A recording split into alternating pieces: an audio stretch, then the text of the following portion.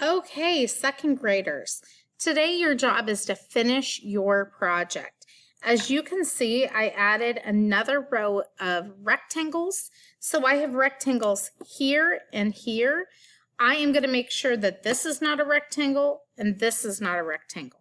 And I'm going to repeat some shapes. So I might put the ovals here and the triangles here and keep going.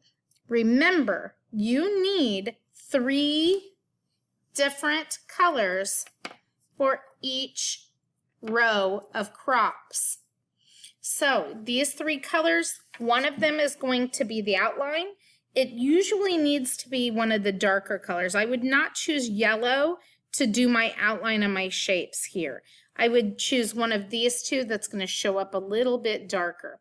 And as you continue, take your time. I can't stress that enough. If you are coloring and your coloring looks messy, your viewer of your art is going to notice that. So if you need to take a little wiggle break for your hands because your hands are getting tired, just lay your crayon down and wiggle your fingers, take a couple breaths, and then you can start again, okay?